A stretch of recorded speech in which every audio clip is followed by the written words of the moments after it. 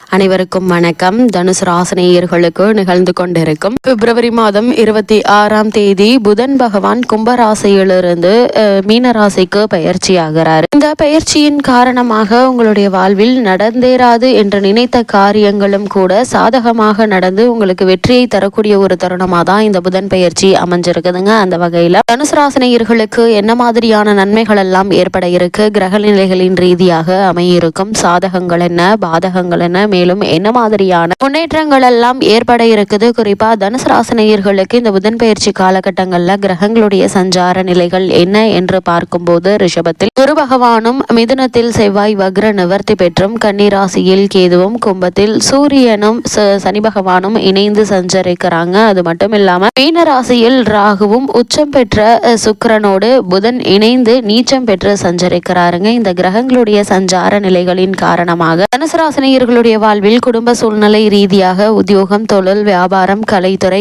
அரசியல் துறை, மாணவ மாணவிகள், விவசாய துறையினர், பெண்மணிகள் என அனைவருக்குமே என்ன மாதிரியான நன்மைகள் எல்லாம் ஏற்பட இருக்கு என்பது குறித்தான முழுமையான பதிவு தான் இந்த வீடியோல நம்ம விரிவா பார்க்க போகிறோம். அந்த வகையில தனுசு ராசியை சேர்ந்த மூலம், பூராடம், உத்திராடம் முதல் பாதம் வரை உள்ள நட்சத்திரக்காரர்களுக்கு புதனுடைய இந்த நீச்சம் பெற்ற சஞ்சாரத்தின் காரணமாக என்ன மாதிரியான நன்மைகள் எல்லாம் குடும்ப சூழ்நிலை ரீதியாக ஏற்பட இருக்கு என்று பார்க்கும்போது, இதுவரை உங்களுடைய ராசிநாதன் உங்களுடைய ராசிக்கு 6ஆம் இடத்தில் பலம் குறைந்து இருக்கிறாருங்க. இப்போது சுக்கிரனோடு பரிவர்த்தனை யோகம் பெற்றிருப்பதால அவருடைய பலம் கூடியிருக்கிறது என்று தாங்க சொல்ல வேண்டும். அதனால் நீங்கள் நினைத்த காரியங்கள்ல முடிக்க முடியாதபடி இருந்த தடைகள் விலகக்கூடிய ஒரு தருணமா தான் இத்தருணம் அமைஞ்சிருக்குது. அது மட்டுமில்லாமல் நீங்கள் நினைத்த காரியங்கள் அனைத்துமே வெற்றியோடு நடைபெறுவது மட்டுமில்லாமல் நீங்கள் நடக்காது என்று நினைத்த காரியங்களும் கூட நடைபெற்று நல்ல ஒரு முன்னேற்றத்தை தரும்படியாக அமையிருக்குது. அதேபோல் லாபாதிபதி சுக்கிரன் சுகஸ்தானத்தில் உச்சம் பெற்றிருப்பது நல்ல ஒரு அமைப்பு என்று தாங்க சொல்ல வேண்டும். வீடு மனை யோகம் உண்டுங்க. 10ல் கேது இருப்பதால் வேலை, உத்தியோகம், வணிகம் மென்மையாகவே இருக்குங்க. பெரியவர்களுடைய ஆசை உண்டுங்க. ராசிக்கு 3ஆம் இடத்தில் சனியும் சூரியனும் இருப்பதாலும் தொட்ட காரியங்கள்ல வெற்றி கிடைக்க இருக்குது. அதே போல நீங்கள் எதிர்பார்த்த காரியங்களையும் நல்ல ஒரு முன்னேற்றம் ஏற்பட இருக்குதுங்க. அது மட்டும் இல்லாம இத்தருணங்களை பொறுத்த வரைக்கும் சுக்கிரன் குரு பரிவர்த்தனை ஒரு விதத்தில் நன்மையை செய்தாலும் இரண்டும் பகை கிரகங்கள் என்பதால அந்த நன்மை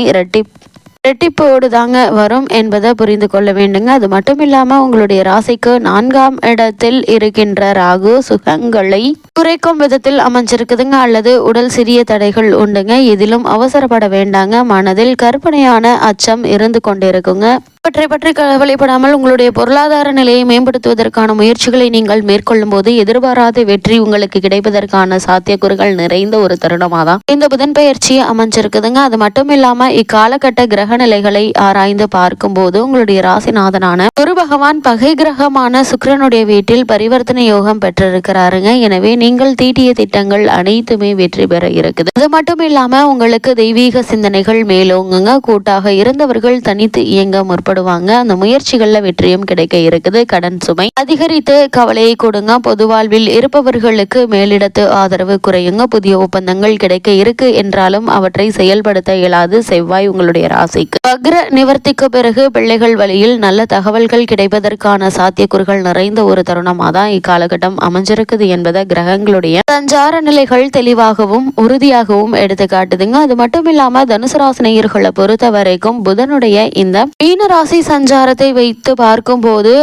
மீன ராசியில் நீச்சம் பெற்று சஞ்சரிக்கும் புதன் கேந்திரபத்திய தோஷம் பெற்ற கிரகம். நீச்சம் பெறுவது யோகம் என்று தாங்க சொல்ல வேண்டும். இதனால கல்யாண கனவுகள் நனவாகும். இவ்வளவு நாட்களாக இந்த திருமண முயற்சிகள்ல ஏற்பட்டு வந்த தடங்கல்கள் தாமதங்கள் நீங்கி சிறு முயற்சியிலேயே நல்ல ஒரு வரன் அமைவதற்கான வாய்ப்புகள் அதிகம் இருக்குது. அதே போல வாழ்க்கை துணையோடு வந்த பிரச்சனைகளும் அகல இருக்குதுங்க. உறவினர்கள் மற்றும் நண்பர்கள் உங்களுடைய கருத்துக்கு முக்கியத்துவம் கொடுப்பாங்க. அதே போல் வியாபாரத்தில் புதிய யுக்திகளை கையாள இருக்கீங்க. உள்ளத்தில் உற்சாகம் கூடிக்கொள்ளுங்க. தள்ளி சென்ற பல நல்ல வாய்ப்புகள் தானாக வந்து மகிழ்ச்சி படுத்தும் விதத்தில் அமைய இருக்குதுங்க. அதே போல் வெளிநாடு சென்று படிக்க வேண்டும் என்ற விருப்பம் இருந்துச்சு அப்படின்னா அதற்கான முயற்சிகளை தற்போது நீங்கள் தாராளமாக மேற்கொள்ளலாங்க. அது இப்போது முழுமையடையுங்க. உத்தியோகத்தில் சம்பள உயர்வு ஏற்பட்டு சந்தோஷத்தை வழங்கக்கூடிய ஒரு தருணமாக தான் இக்காலகட்டம் அமைஞ்சிருக்குது என்பது கிரகங்களுடைய சஞ்சார நிலைகள் தெளிவாகவும் உறுதியாகவும் எடுத்துக்காட்டுது. அது மட்டும் இல்லாம தனுசு ராசி நேயர்களை பொறுத்த வரைக்கும் நீச்சம் பெற்று சஞ்சரிக்கும் புதனுடைய பயிற்சி நிகழக்கூடிய இக்காலகட்டங்களில் சூரியன் மற்றும் சனியினுடைய சேர்க்கையும் அமைஞ்சிருக்குது. அதாவது சனி சேர்க்கை ஏற்படுதுங்க. கும்பராசியில் சூரியன் மற்றும் சனி பகவானுடைய சேர்க்கை ஏற்படுகிறது. அதாவது உங்களுடைய ராசிக்கு 2, 3 ஆகிய இடங்களுக்கு அதிபதியானவர் சனி பகவான். உங்களுடைய ராசி பாக்கியஸ்தான அதிபதியாக விளங்குபவர் சூரியன். இவை ஒன்றாக இணையும் போது நல்ல பலன்கள் உங்களை தேடி வரக்கூடிய ஒரு தருணமா அமைஞ்சிருக்குதுங்க. இதுவரை நீங்கள் எதிர்பார்த்த கணிசமான தொகைகள் கைகளில் பொருளும் வாய்ப்புகள் உண்டு. அதே போல் கொடுக்கல் வாங்கல் சீராகவும் சிறப்பாகவும் அமையுங்க. அதே போல் நீங்கள் பணிபுரியும் இடத்தில் பாராட்டும் புகழும் கூட இருக்குது. பொது வாழ்வில் எதிர்பார்த்த பொறுப்புகள் வந்து சேரக்கூடிய ஒரு தருணமா தான் இத்தருணம் அமைஞ்சிருக்குது என்பதை கிரக நிலைகள் மீண்டும் மீண்டும் அறிவுறுத்துதுங்க. தனுசு ராசினியர்களை பொறுத்த வரைக்கும் இந்த காலகட்டங்களில் செவ்வாயும் வக்ர நிவர்த்தி பெற்று சஞ்சரிக்கிறார். உங்களுடைய ராசிக்கு 5, 12 ஆகிய இடங்களுக்கு அதிபதியானவர் செவ்வாய் பூர்வ புண்ணியஸ்தானாதிபதி வக்ர நிவர்த்தியாவதால புனித பயணங்கள் அதிகரிக்குங்க. அதே போல் புகழ்மிக்க புராதான கோவில்களுக்கு சென்று வழிபட்டு வருவீங்க. அதே போல் பிள்ளைகள் வழியில் ஒத்துழைப்பு கிடைக்குங்க. அவர்களுடைய எதிர்கால நலன் கருதி நீங்கள் எடுத்த முயற்சிகள்ல வெற்றி உண்டு. அதே போல் குடும்பத்தில் ஒருவருக்கு மேற்பட்டவர்களுடைய சம்பாத்தியம் கிடைக்க இருக்குதுங்க. அதன் மூலம் மகிழ்ச்சி பெருக இருக்குது. நீண்ட தூர பயணங்கள் பலன் தருவதாக அமையுங்க. அதே போல் வெளிநாட்டில் இருந்து வரும் தகவல்கள் ஆதாயம் தருங்க. வியாபாரத்தில் பாக்கிகளை வசூலிக்க எடுத்த முயற்சிகள் வெற்றியாகும். விலகி சென்ற சொந்தங்கள் விரும்பி வந்து இணைய இருக்காங்க. அதே போல் உடல் நிலம் சீராக மாற்று மருத்துவம் கை கொடுக்கும் என்பதை கிரகங்களுடைய சஞ்சார நிலைகள் தெளிவாகவும் உறுதியாகவும் எடுத்துக்காட்டுதுங்க. தனுசு ராசினியர்களுக்கு